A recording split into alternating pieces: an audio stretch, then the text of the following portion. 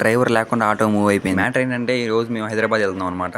అందుకే లగేజ్ అంతా ప్యాక్ చేసాం. బయలుదేరతాము అన్న టైంకి చూడండి ఎట్ట అయిపోయింది క్లైమేట్, ఒక్కసారిగా మారిపోయింది మొత్తం. మా రేకులన్నీ శబ్దాల మీద శబ్దాలు వచ్చేస్తున్నాయి ఆ గాలికి. ఇప్పటిదాకా బానే ఉంది, ఎండ బానే వచ్చింది. సడన్ గా ఏంటి ఇలా మారిపోయింది. వైఫై పోయింది, కరెంట్ పోయింది. నేనైతే ఏ ఒక్క రేకులు ఎగిరిపోతాయి అనుకున్నాను, కానీ ఏ రేకులు అయితే ఎగరలేదనమాట. మేమైతే ఇక్కడికి వచ్చినప్పటి నుంచి ఎప్పుడైతే ఇంత పెద్ద గాలి చూడలేదనమాట.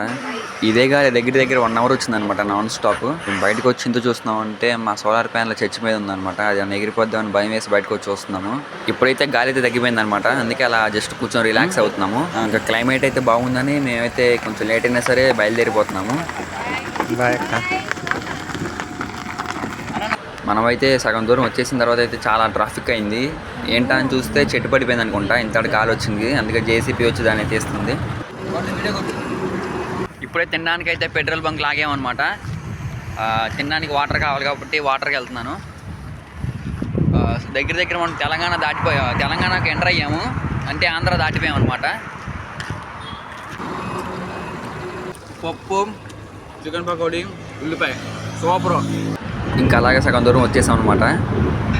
ఇప్పుడే సగం దూరం వచ్చేసి ఆల్మోస్ట్ మనం సిటీ దగ్గరికి వచ్చేసాం.